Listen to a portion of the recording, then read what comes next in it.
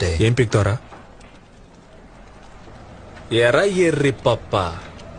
ఎటువంటి కష్టం పడకుండా అసలే క్వాలిఫికేషన్ లేకపోయినా మీ నాన్న ఉన్నోడనే ఒకే ఒక కారణంతో చెమట కూడా పట్టకుండా స్ట్రైట్ గా ఎండి చైర్ లో కూర్చున్న నీకేంత పొగరుంటే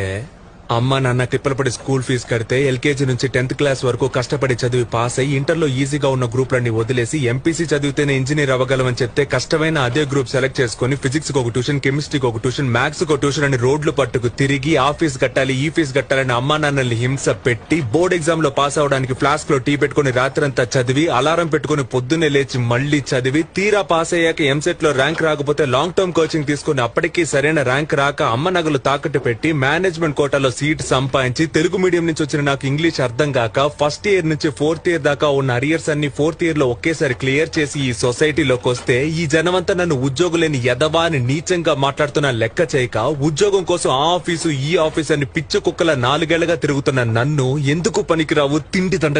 దండగా అని మా నాన్న తిడుతుంటే ఒక్కో మెతుకు గొంతులో దిగక ముళ్ళులా గుచ్చుకుంటుంటే మింగలేక కక్కలేక చస్తూ బతుకుతున్న నాకు ఎవరో ఓ మహాన్ భావుడు మంచి మనసుతో అవకాశం ఇస్తే దాన్ని కూడా లాగేసుకోవాలని చూస్తున్న నీలాంటి బేవర్స్ గాన్ని ఎదిరించి ఈ రోజు నీ ముందు నుంచి మాట్లాడుతున్న ఉద్యోగులేని గ్రాడ్యుయేట్ ని నాకెంత పొగరుండాలరా?